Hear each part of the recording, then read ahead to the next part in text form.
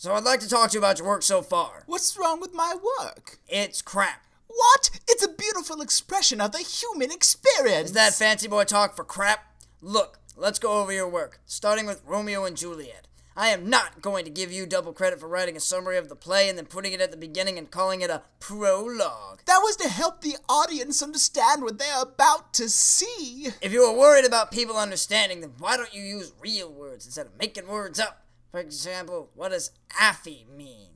Why, sir, that means to trust. And how do you expect people to know that? Context clues? Well, obviously that didn't work for you. Now, let's look at one of your comedies. How about this Midsummer one? With Romeo and Juliet, you had two star-crossed lovers. With Midsummer, you just added a second pair of star-crossed lovers, which, I must admit, had some very nice potential. If you liked it, then why did I get a 53 on it? Having potential and living up to it are two very different things. Was there anything at all you liked? More people survived in this one. That's it? Look, I know this is college and we're supposed to be accepting of other people's ideas, but does every other character have to be a fairy? They add a mystical quality. Maybe comedies just aren't your strong suit. Let's get back to your tragedies. How about this Macbeth? I noticed right off that you had a trio of witches. Doesn't that seem a bit excessive? What do you mean excessive? People love the supernatural, and if people like one witch, then surely they would enjoy two witches. And then I thought, if they enjoyed two witches, then they would certainly love three witches. I know one person who didn't. You wound me, sir. It doesn't help that Lady Macbeth reminds me of my ex-wife. You mean you've committed murder? Okay, I'll rewrite it so there's just one witch. Good. Now that Macbeth's out of the way... You mean now that Macbeth's dead? No, now that I don't ever have to talk about it again. Now let's look at the next waste of my time. You mean The Tempest? Isn't that what I said? No. Well, look. In Midsummer, Party A wants to get married, but Party B won't let them. Then there's some pansy fairy magic crap, and at the end everybody gets married to everybody else.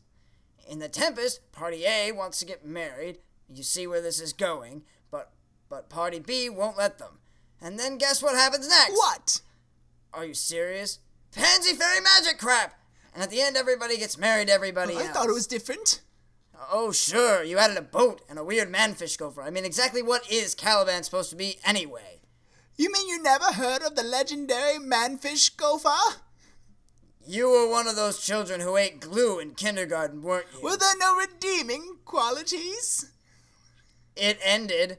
Speaking of endings, let's look at your last effort, Hamlet, which it seems you wrote on an empty stomach. What terrible things do you have to say about Hamlet? Can't handle it, eh? Okay, I'll start with something positive. Really? Yes, I loved what you did with the ending. Everybody got their comeuppance. Is that all? Yes? Were you expecting more?